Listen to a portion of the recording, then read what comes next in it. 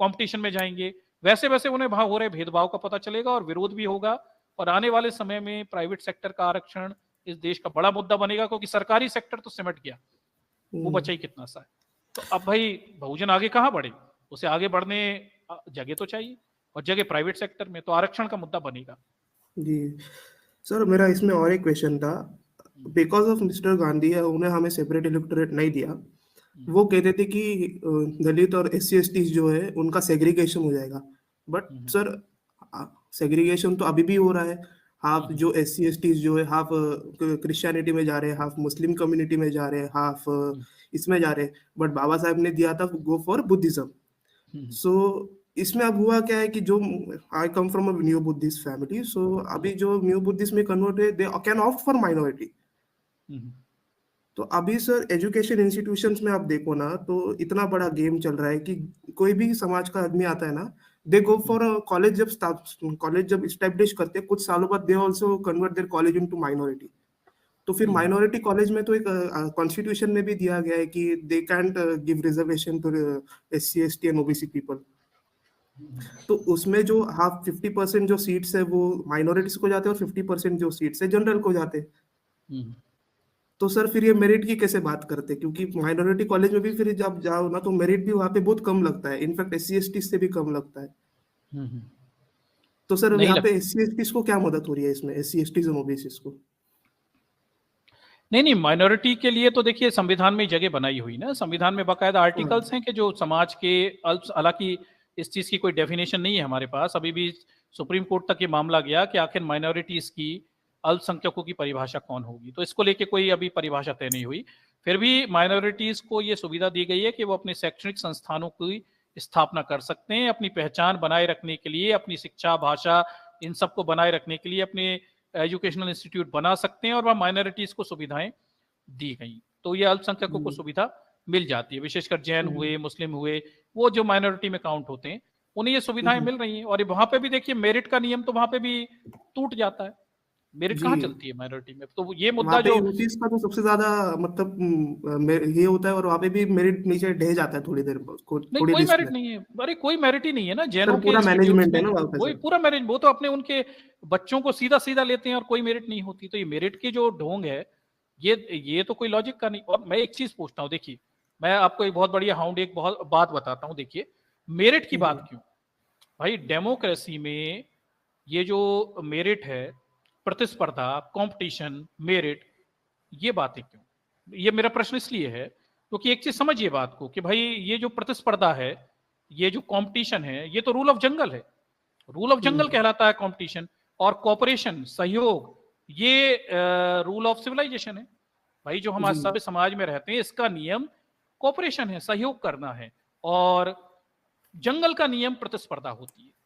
तो जब हम सभ्य समाज में रहते हैं, हम एक डेमोक्रेसी बना के बैठे हैं, मेरिटोक्रेसी नहीं बना के बैठे, ये डेमोक्रेसी है, मेरिटोक्रेसी नहीं है, पहली चीज समझिए।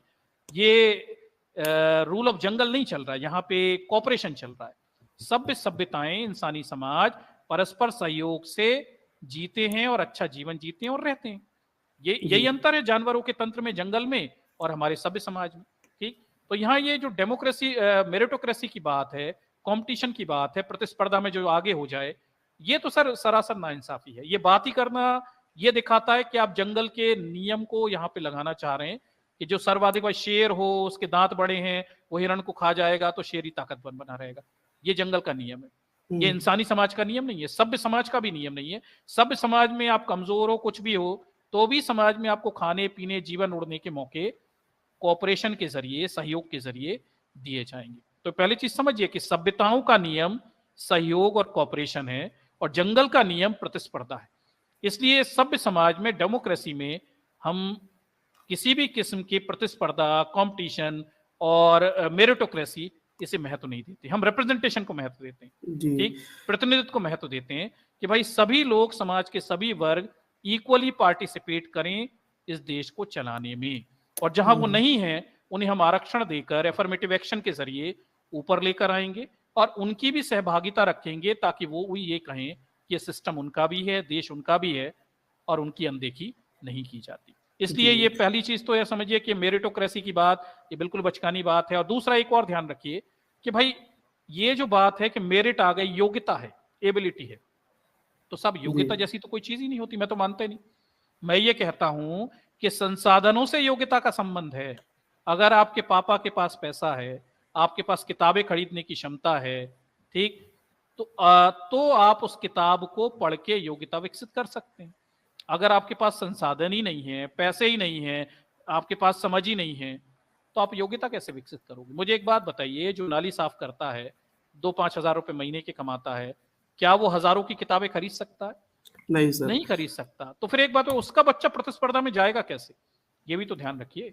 आपको कुछ पीढ़ियों को तो मौका देना पड़ेगा ना, कंसेशन देना पड़ेगा कि भाई चलिए आपके पास पैसे नहीं है, लेकिन हम सिस्टम ऐसा बना देते हैं कि आप एक बार अंदर आओ, फिर आपकी पीढ़ियां आगे पढ़ लिख कर संसाधन विकसित करके आगे बढ़ जाएंगे।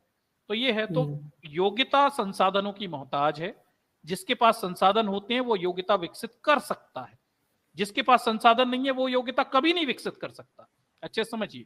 तो योग्यता जब संसाधनों की मोहताज है, तो आप योग्यता के दावे कैसे करोगे? एक अमीर परिवार का व्यक्ति, एक खाते पीते घर का बच्चा, वो अगर योग्यता विकसित कर लेगा, बड़ा स्वाभाविक है, उसमें कौन सी बड़ी बात होगी? वो तो मुद्दा वो गरीब बात का है ना, जिसके पास संसाधन नहीं है, ज्ञान नहीं है, समझ नहीं है, वो कहां से विकसित करेगा? उसके पास तो मौका भी नहीं है योग्यता विकसित करने का। तो योग्यता संसाधनों की मोहताज है। गरीबों के पास संसाधन नहीं है, वो कभी योग्यता विकसित नहीं कर पाएंगे। अगर आप उन्हें आरक्षण देकर एक पेडिस्टल नहीं दोगे ऊपर उठने का, तो वो कभी आगे नहीं बढ़ पाएंगे। इसलिए योग्यता की बात करना बेईमानी है।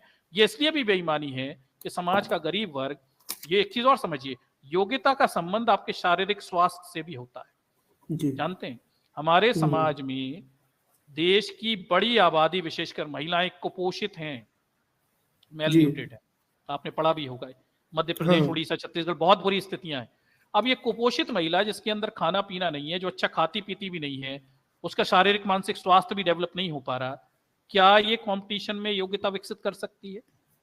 नहीं ये कर भी बताइए पाएगी ना।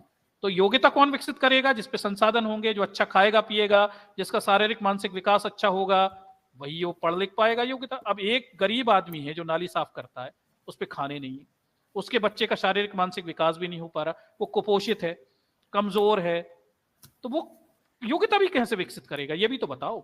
तो योग्यता संसाधनों की मोहताज है। एबिलिटी का संबंध रिसोर्सेज से है, ठीक। शारीरिक स्वास्थ्य का संबंध संसाधनों से है। जब आप शारीरिक मानसिक रूप से स्वस्थ होगे, संसाधन होंगे, तब आप योग्यता विकसित करोगे। समाज का वो वर्ग जो कुपोषित है, खाना पीना अच्छा नहीं है, वो कभी योग्यता विकसित नहीं कर सकता। आपको उसे सुविधा देनी पड़ेगी, अफर्मेटिव एक्शन देना पड़ेगा, वो तभी आगे बढ़ेगा।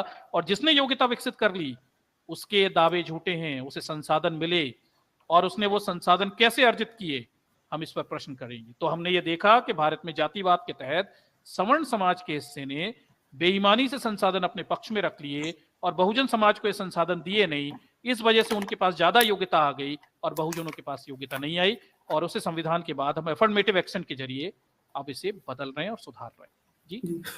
बट सर, यूसीएस का ना इसमें और एक आर्ग्यूमेंट होता है कि उनके पास सीट्स ही, इसके वजह से हमें सीट्स कम मिलती है। बट सर, इनको तो सारी तरफ अपॉर्चुनिटी तो मिलती है।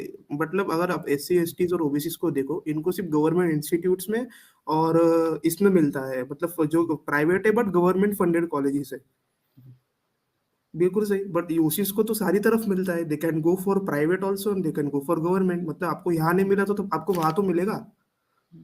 तो फिर सर, ये इनकी तो हिपोक्रेसी हुई ना सर, इनको सीट्स नहीं मिलती है। सबसे ज्यादा तो आप नंबर्स में देखें तो सीट्स इन्हें मिलती है ना। नहीं, देखिए, ये सीट का रोना रोना इंडिविजुअल बात है। मैं आपको ये चीज और बताता हूं कि भाई देखिए, सिस्टम, संविधान बनाते समय बाबा साहब और संविधान निर्माता वो अभिभावक की भूमिका में थे। They are in the role of parents. अब एक बात समझिए, आपके मम्मी पापा होंगे, आप 3-4 भाई होंगे, आपके मम्मी पापा को आपके भाई बहनों में आपके सबसे कमजोर बच्चे की ज्यादा चिंता होती है। समझते हैं? मम्मी पापा इस बात की चिंता करते हैं कि जो उनका सबसे कमजोर बच्चा है, जो पढ़ने लिखने में कमजोर है, वो ज्यादा बोलचाल भी नहीं पाता, उसके पास ज्यादा, वो उसकी दुकान खुलवानी है, उसकी शादी विवाह करना है, वो अपने पैसा का, संसाधन का सबसे ज्यादा खर्चा उसके लिए बचा के रखते हैं। और जो उनका सक्षम बच्चा होता है माँ बाप का, जो पढ़ने लिखने में योग्य होता है, जो बाहर जाके नौकरी कर सकता है, वो उसे उसकी ज्यादा चिंता नहीं करते। अभिभावकों को अपने कमजोर बच्चों पे ज्यादा प्रेम होता है, उनकी ज्यादा चिंता है, वो हमेशा चिंता करते रहते हैं, माँ बाप हमेशा चिंता करते रहते हैं। ये चीज आप देश के संदर्भ में भी देखिए कि हमारी सरकार, हमारी व्यवस्था, संविधान निर्माण करने वाले जो पेरेंट्स की भूमिका में थे, उन्हें अपने देश के कमजोरों की ज्यादा चिंता है, ताकतवर लोगों की चिंता नहीं है। तो जब आप पेरेंट्स की भूमिका में होते हो तो आपकी सोच का तरीका अलग है। अब आप अपने बच्चे की भूमिका में हो तो आप कहोगे यार ये पापा छोटे भाई को ज्यादा पैसा देते हैं, मुझे नहीं देते, छोटे भाई को दुकान खुला दी, मुझे नहीं खुलवाई, छोटे भाई को ये कर दिया, मुझे नहीं करवाया। तो अरे भैया, पेरेंट्स ये देखते हैं कि किससे ज्यादा जरूरत है और कौन सक्षम है, उससे ज्यादा मौके दिए जाते हैं या उस पर ज्यादा खर्चा किया जाता है।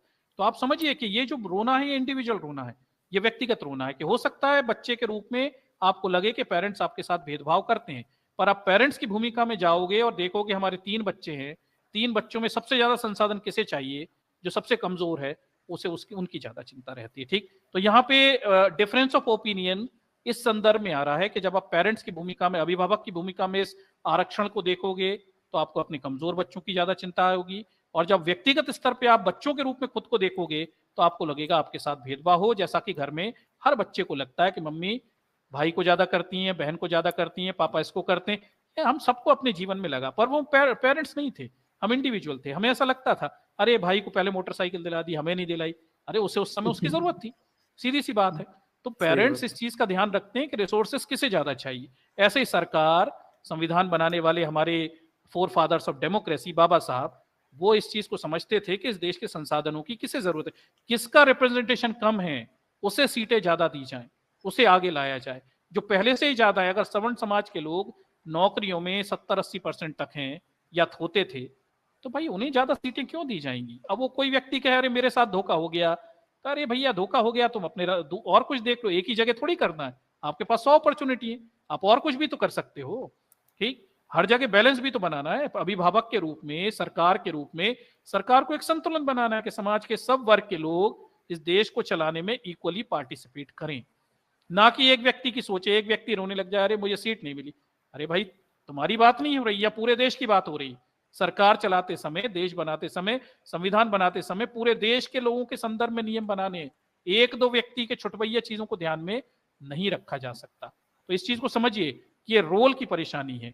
जो व्यक्ति कह रहा है मुझे सीट नहीं मिली, उसे समझना पड़ेगा कि सरकार को पूरे समाज की चिंता है, देश को, संविधान को पूरे देश की चिंता थी, और वो कमजोर वर्ग जिसका रिप्रेजेंटेशन कम है उसे आगे लाने के बारे में ज्यादा सोचते थे। बाकी जिन्हें सीट नहीं मिली वो दूसरी जगह भी रास्ते देख सकते हैं, दुनिया खोलिए, प्राइवेट इंस्टीट्यूट खोलें और वो और मेहनत करें, कुछ ज्यादा नंबर लाएं तो अगली बार उन्हें सीट मिल सकती है। इसमें रोने की क्या बात है भाई, अगली बार थोड़ी और मेहनत कर लो, क्या परेशानी। Sir but because of that कि अगर अभी समझो for SC/STs and OBCs they can't open there separate college like other minorities ना, क्योंकि सर क्योंकि क्या होता है जब आपका इंस्टीट्यूशंस पे आपका कब्जा होता है, आपका मतलब कंट्री में आपका पावर आता है आपके पास, मतलब आपकी सारी, तो क्योंकि अभी फॉर एग्जांपल आपका इंस्टीट्यूशन पे कंट्रोल रहेगा कॉलेजेस पे, तो काफी काफी private companies they come to campuses ना फॉर हायर, तो ऑब्वियसली वहां से यूसीस का ही ज्यादा होता है। वी स्ट्रगल देयर, क्योंकि हम इंस्टीट्यूशंस में जब जाते हैं वी स्ट्रगल देयर, क्योंकि हमारा कोई मतलब कॉलेज कैंपसेस में कैसा ट्रीटमेंट होता है हमको ही मालूम है सर। तो सर इसके वजह से मैं पूछ रहा था सर, अभी इसके लिए सेकंड ऑप्शन क्या हो सकता है फॉर SC/ST OBC पीपल। नहीं, किस संदर्भ में जानना चाह रहे हैं, मतलब वो देखिए वो स्ट्रगल तो रहेगा। नहीं, एजुकेशन इंस्टीट्यूशन में देखिए आरक्षण तो होना चाहिए, और जो बहुजन समाज है उसकी जो सीटें हैं वो पूरी भरें, पहले तो ये खाली छोड़ देते हैं वो खत्म करें। दूसरा ये नियम के बहुजनों की सीटों को सवर्ण में कन्वर्ट कर देते हैं वो भी गलत है, उसे बंद करें, पूरी कोशिश करें। अगर सवर्ण समाज, बहुजन समाज से लोग ऊपर नहीं आते तो सरकार इस बात पर चिंतन करे ना कि क्यों ऊपर नहीं आ रहे। जब आपने एजुकेशन का सिस्टम बनाया है तो पढ़ लिख कर लोग ऊपर क्यों नहीं आ रहे, और उस काम को करे जिससे बहुजन समाज के लोग पढ़ लिख कर ऊपर आए, ना कि उनकी सीटें सवर्णों को दी जाए, पहले ये सुधारे। ठीक, और रही बात देखिए सेग्रीगेशन और डिस्क्रिमिनेशन की, तो यार हाउंड जी ये तो सहना पड़ेगा। मैं एक बात तो, सवर्णों के दिमाग खराब है, जब तक संख्या बल में बहुजन हर जगह इतने ना हो जाएं कि सवर्ण व्यक्ति को बोलते समय अपने आसपास देखना पड़े। अभी क्या होता है, सवर्ण व्यक्ति निडर होता है, ऑफिस में, कलेक्ट्रेट में, सब जगह ज्यादातर सवर्ण है, बड़े ऐंठ के साथ बोलता है अरे बहुजन ये है वो है, गालियां बकता है। जिस दिन 70-80-90% तक बहुजन अंदर नौकरियों में पहुंच गए, फिर वो सोचेगा 10 बार गलत बात कहने से पहले। तो अभी हमारा संख्या बल बढ़ने दीजिए, तब तक हमें इस चीज को सहना भी पड़ेगा, और हो सके तो विरोध भी करिए, लेकिन एक बार संख्या बल हमारा पर्याप्त होने दीजिए, 50-50 भी हो जाएगा ना, सवर्ण लोग फिर ये सब बातें करना और विभाग सेग्रीगेशन करना भी ये कम हो जाएगा। जी ठीक है sir, thank you for taking me on the call. चलिए सर, आइए, आपका स्वागत है। जय भीम। जय भीम सर। जय भीम।